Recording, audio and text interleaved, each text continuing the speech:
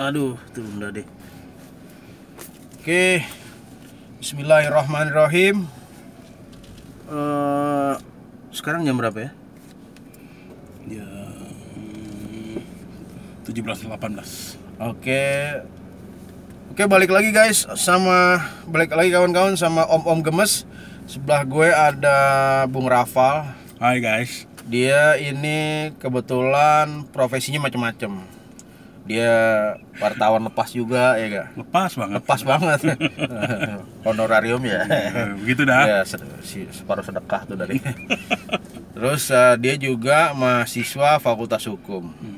Nah, sore kali ini kita mau Om Gemes mau jilid 2 nih, mau seri 2 nih, masalah Omnibus Law, RUU Cipta Kerja. Katanya kan ada satu lagi Omnibus Law, RUU perpajakan, tapi itu nantilah kita bahas. Bicara yang Cipta Kerja dulu lah, karena somehow ini tetap menjadi isu yang sensitif. Nah, gua mau melihat sejauh apa sih Bang Rafal sebagai mahasiswa Fakultas Hukum dan ya pengkritik pemerintah yang paling oke juga lah. Lo bisa ngecek FB sama Twitternya. Nah, kalau Muhammad tuh kritis lah sama pemerintah, dan kita butuh orang-orang kritis. Siap. Kita nggak butuh orang-orang yang cuma yes nggak bisa. Negara ini demokrasinya jalan karena masih ada orang-orang kritis dan orang-orang yang menjaga integritas terhadap nilai-nilai yang diperjuangkan sama founding fathers kita. Nah, Bang Rafal ini salah satunya. Amin. Via bacotnya ya, via bacot. Terlalu besar beban yang gue tanggung, saudara-saudara. Senian dikit Okay. biar wajah ganteng lu tuh kelihatan gitu. Jadi orang tahu siapa lu gitu. Oke. Nah, gue pengen tanya nih, Om Gemes mau tanya nih sama Bro Rafal nih. Sejauh apa sebenarnya lo tahu soal Omnibus Law RUU Cipta Kerja? Atau yang minimal yang lo denger deh soal Omnibus Law gitu. Jujur ya? Jujur aja lepas. Kalau yang pertama, gue sama sekali nggak pernah dengar tentang Omnibus Law. Akhirnya karena emang sekarang lagi rame tentang Omnibus Law itu, paling nggak akhirnya gue searching dikit, dan gue banyak menemukan bahwa banyak ahli-ahli hukum sendiri mereka juga nggak paham itu Omnibus Law itu. Akhirnya sedikit searching, ya akhirnya gue paham, bukan paham banget ya, cuma mengerti bahwa ada sedikit yang gue tahu bahwa Omnibus Law ini dimulai di Amerika Serikat. Kalau Omnibus itu berarti semua, kalau gue nggak salah ya, kalau gue nggak salah tangkap, berarti semua yang Omnibus itu melingkupi semua hal. Ini dimulai di Amerika Serikat kalau nggak salah tahun 1888. Pertama dikenal juga dengan nama Omnibus Bill gitu. Omnibus Bill. Nah, Omnibus Law ini sendiri akhirnya memang sekarang menjadi topik yang sangat hangat di masyarakat. Gue juga nggak tahu kenapa, tapi ternyata setelah kita telusurin lebih dalam, memang ini akan sangat berkaitan dengan kepentingan semua pihak, emang terutama pekerja mungkin ya, atau orang-orang yang berkaitan di dalamnya, di mana pemerintah ingin membuat suatu undang-undang yang dimana semua banyak hal yang terkait di dalam situ. Itu untuk yang sementara bisa gue tangkap itu, karena gue juga ilmu hukum juga, gue masih sangat sedang belajar. Gue termasuk telat belajar ilmu hukum, jadi tentu perlu banyak hal yang mesti gue pelajari, termasuk Omnibus Law ini yang sekarang lagi heboh. Iya, gue juga Om Gemes nih berlatar belakang sarjana hukum, tapi sepanjang di Fakultas Hukum, Om Gemes emang juga nggak pernah dapat kata-kata atau kalimat yang terkait Omnibus Law. Nah, apa yang sedang diperdebatkan di area publik ini soal Omnibus Law, benar kata Bang Rafal nih, berkaitan atau berasal dari mazhab hukum common law yang beredar, yang ada di negara-negara yang menganut mazhab hukum common law. Nah, di sana kayak di Amerika, Irish segala macam itu nggak aneh dengan Omnibus Law. Sementara kita di mazhab hukum Eropa kontinental memang masih sangat baru, atau masih sangat, boleh dikatakan sebagian orang masih sangat asing dengan Omnibus Law. Nah, tapi kalau mengacu kepada arti kata omnibus, yang artinya keseluruhan, keseluruhan atas semua hal yang terkait, saling terkait. Nah, itu sih sebenarnya yang gue pahami ini metode omnibus nih, metode untuk menyatukan dalam satu buku atau satu rancangan undang-undang atau undang-undang atas segala sesuatu yang terkait.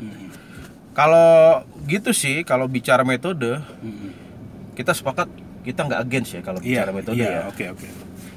Yang kita sepakat, yang kita permasalahkan isinya kan, isinya. Nah, isinya ini kan bisa sangat menimbulkan pro dan kontra.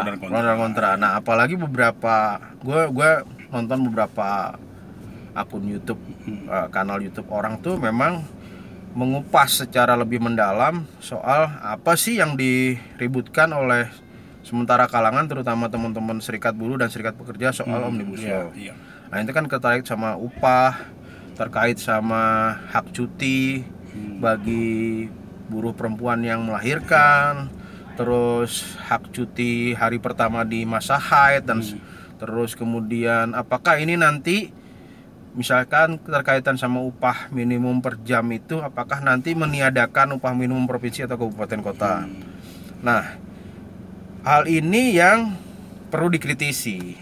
Artinya kita secara umum, gue sama Bang Rafal, mungkin juga banyak orang setuju aja sama metode Omnibus Law. Kita setuju dengan metodenya. Cuma isinya yang harus isinya yang memang harus dikritisi. Nah, di video Om Gemes sebelumnya yang seri 1 soal Omnibus Law, gue bilang bahwa kan sekarang Omnibus Law itu udah draftnya, naskah akademiknya nih yang gue baca lagi itu draft RU-nya itu sudah diserahkan ke DPR. Artinya nanti DPR akan membuka ruang kepada publik untuk ikut mengkritisi Omnibus Law RU Cipta Kerja ini. Nah, itu yang nanti menurut gua, ya nggak tahu nanti Bang Rafal boleh berpendapat. Yang menurut gua kita harus kawal di dalam pembahasan di DPR itu. Di saat legislasinya atau di saat apanya? Ya nanti kan pasti nih kalau sudah udah diserah terimakan ke DPR, akan ada proses di DPR. Nanti ada rapat pimpinan DPR atau rapat badan musyawarah pengganti rapat pimpinan DPR. Nah, di situ nanti akan diputuskan apakah ini akan dibahas apakah akan dibentuk pansus, panja, atau dibahas di komisi, di tingkat komisi, atau di tingkat AGD, misalkan yang dipilih oleh Bamus atau rapat pimpinan ternyata dibahas di badan legislasi. Nah, gue sih Om Gemes nih yakin bahwa nanti DPR akan mengundang banyak pihak, elemen masyarakat. Mungkin juga teman-teman nanti dari asosiasi driver ojol misalkan, bisa jadi. Kan karena ojol juga pasti akan berkepentingan kan, driver ojol akan berkepentingan kan, karena driver ojol kan juga bagian dari RU Cipta Kerja pasti. Terus mungkin pers, bahkan insan pers kan gitu, supaya nanti upahnya nggak sekedar sedekah kan gitu. Karena dalam perusahaan pers, terutama yang media online sekarang, memang kita banyak melihat terjadi praktik-praktik seperti itu. Jadi di mana banyak teman-teman yang memang tidak mendapatkan bayaran yang sesuai dengan apa yang dikerjakan, karena pers ya dianggap masih bisa lepas sendiri lah, bisa nyari duit sendiri. Tapi ini tidak semua ya, ada beberapa perusahaan online. Nah, tentunya dengan kehadiran RUU Omnibus Law RUU Omnibus ini, kita harapkan bisa ada yang lebih baik lagi. Dan saya sepakat sama Bang Ali bahwa kita tidak memprotes metode omnibusnya, tapi isinya kan menjadi concern semua. Jadi jangan sampai nanti setelah RUU ini disahkan menjadi undang-undang, benar nggak prosesnya gitu ya? Iya. Setelah disahkan menjadi undang-undang, kita baru kok begini, kita akhirnya malah terjadi gugatan ke MK, akhirnya gaduh lagi. Nah, saat inilah semua masyarakat harusnya punya punya concern yang sama, punya punya perhatian yang sama terhadap RUU ini. Inilah saatnya kita untuk bergerak, menyuarakan apa yang menjadi ganjelan terhadap isi RUU ini. Jadi jangan hanya menggantungkan kepada serikat buruh, serikat pekerja gitu. Jangan hanya menggantung seolah-olah karena mereka terus demo, kita bisa berdiam diri, berpangku tangan bahwa oke, biar teman-teman dari serikat buruh aja yang menyuarakan ini. Enggak, ini kan semuanya tidak, ini semuanya kan akan bersifat universal ya untuk di Indonesia. Artinya, semuanya akan kena, siapapun yang dirinya terikat kontrak atas satu pekerjaan Iya. dan di berstatus pegawai, pekerjaan buruh dan seterusnya. Ini kan cuman masalah bahasa di sana disebut pegawai di sini. Itu artinya kan pekerja juga kan. Pekerja. Sangat berkepentingan sama RUU Cipta Kerja kan. Benar. Gitu. Nah, jadi sahabat setia Sebenarnya Om Gembes ini kalau masalah hukum jangan ditanya lagi. Beliau lulus tahun berapa, Bro? 2000. Lulusnya jangan disebut. Oh, jangan. Kelamaan lulusnya kelamaan. Dari salah satu fakultas hukum yang sangat bagus di Jakarta. Kampusnya seberang-seberangan kita kan. Gitu. Iya kan? Cuma aneh nggak lulus itu kan. Nah, beliau juga... sekarang kampus seberang-seberangan ya. Oh gitu ya. Iya kan? Oh, iya. Sama-sama fakultas hukum cuma lulus nyebrang ke sono kan. Nah, beliau juga lama bekerja di lingkungan parlemen, jadi tentu sangat paham mengenai proses dari masalah legislasi ini. Ya, cukup paham lah gue, gitu. Cuma ya gue emang gemes kalau ada isu-isu publik. Akhirnya gue harus bicara. Ya. Akhirnya gue harus bicara karena bagaimanapun segala sesuatu yang terjadi di negeri ini tuh tanggung jawab kita bersama. Benar. Kita tidak boleh diam kalau kita tidak tahu, cari tahu. Kita kan bisa searching sekarang. Apa sih Omnibus Law?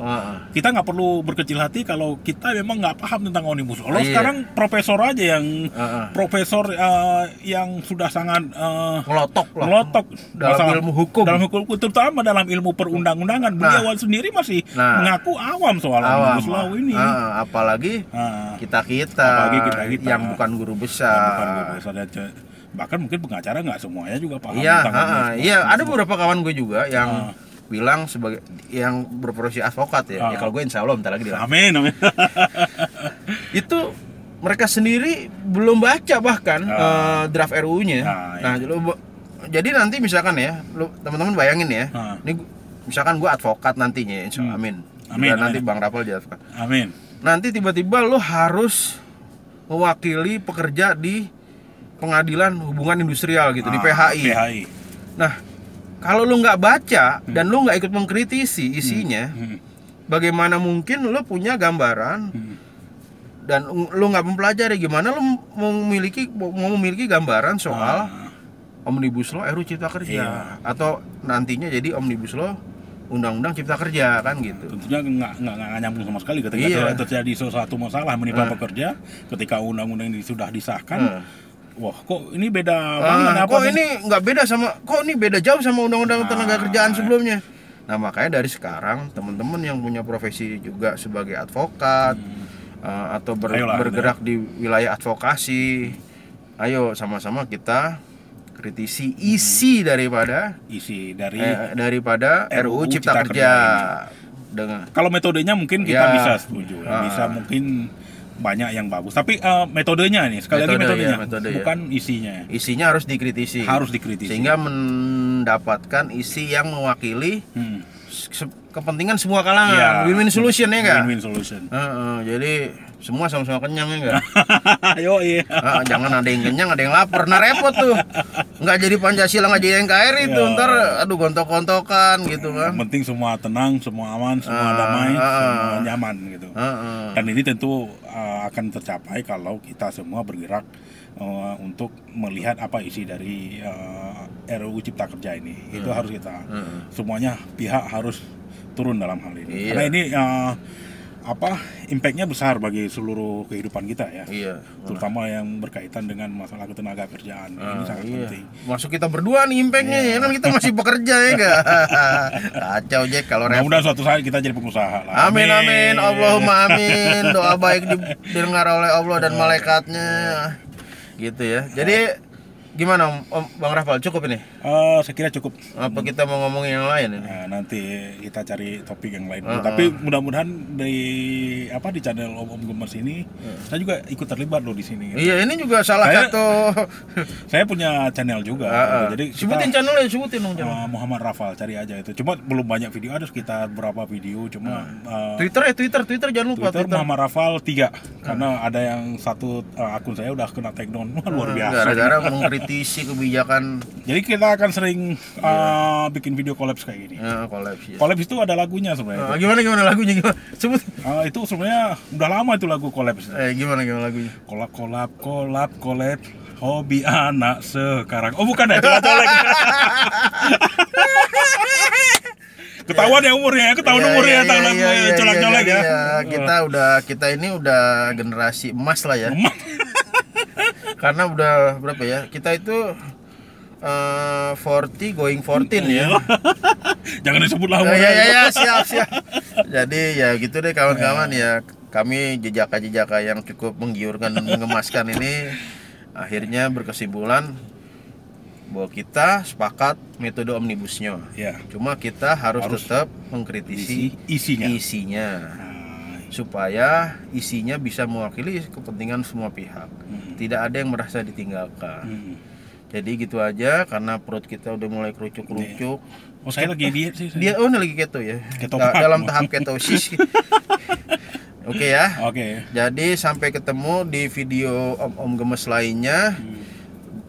Gua Om Gemes rasanya masih akan mengulas lagi masalah Omnibus Law. Nanti gua mau coba tanya sama pakar yang punya kapasitas lebih dalam soal hukum tata negara atau ilmu perundang-undangan soal Omnibus Law ini.